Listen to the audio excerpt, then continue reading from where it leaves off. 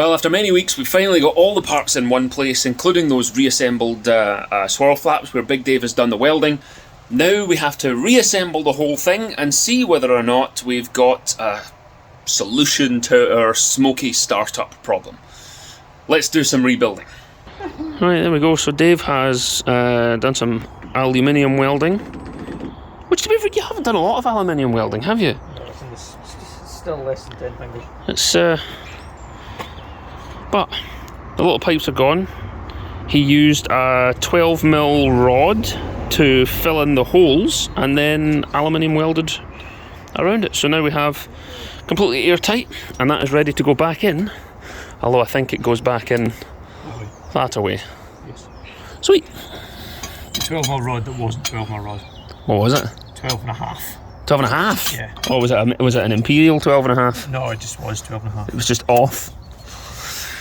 Right, there we go. Swirl flap delete. This is our injector after being in the ultrasonic cleaning bath. Can we even see the holes? They're so tiny. But we didn't have to buy new injectors. We just got these ones reconditioned. It does look like new O-rings.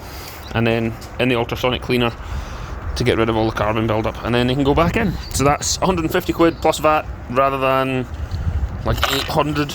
Well, because I didn't want to just lay these injector pipes flat on the floor, because apparently they're fragile, I wrote down the order that we took them off on and just put them into this box.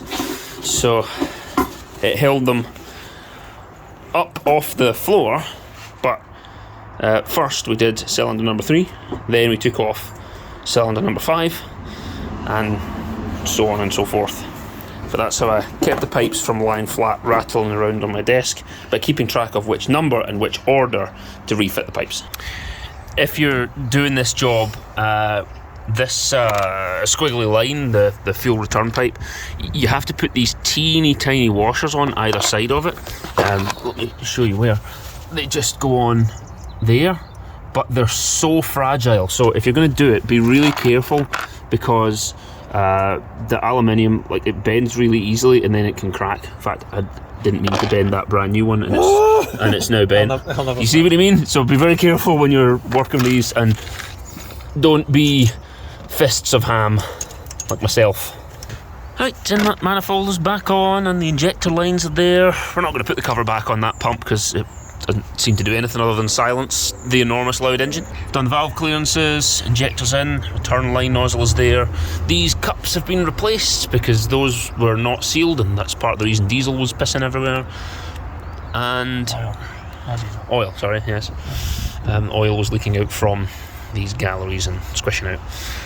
So now it's a new rubbery gasket for the second rocker cover, and then we'll stick it back on. And the first rocker cover is in the back of the car. We'll do that next.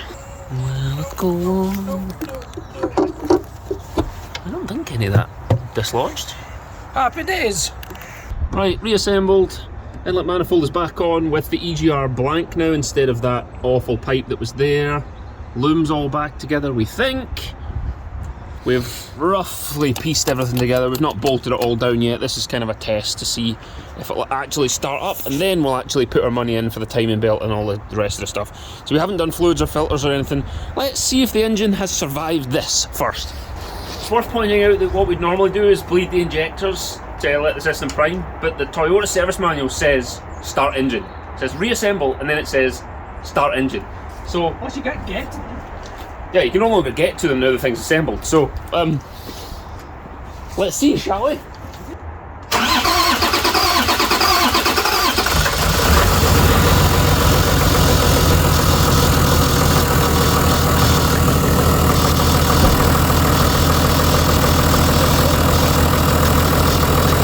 Well, that is like 4 days invested, and it hasn't worked. The thing still starts. Got a little vacuum leak to figure out, but it still does start.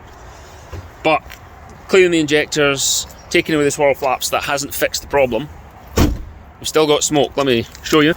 It's 4 degrees. Starts first time, which is awesome. Little puff of smoke. And then Dave, if you give us like 1500 RPM-ish, straight back to smoking. And turbo wouldn't make it run on 5 cylinders, but my goodness, it's blue. Yeah. Oil burning smoke. Yeah. Well, it's white and blue. Which is not what we're expecting. Give us a wee bit more.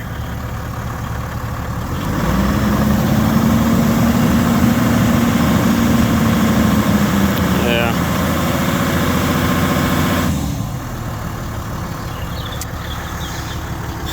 Turbo wouldn't make it run on 5 cylinders though. No. But It's better. It's better than it was though, that's the thing. well, we've started it a couple of times now. I know, but when we got it, even when you revved it, it was blooming smoke. Yeah. So we haven't made it worse. I think we've made it better. Are you looking for the overrun? Yeah, because it was really bad when you did that. I think it was worse on the overrun there, Yeah. but we don't know. So we're back to theory number 1, which is injection pump, which is the £1,000 part, and we have to decide: am I bold enough to tackle it myself, or do I now just get a professional involved? Because to get that bad boy off, we need to take off everything that we were just working on, and we also need to take off the timing belt pulleys and the front of the engine and the fan and all the belts, and I'll have to have a think about whether I want to tackle this myself or hire a professional. But at least we learned something. We've improved it. We've made it better, because it's now clearances on the valve and it's smoking less.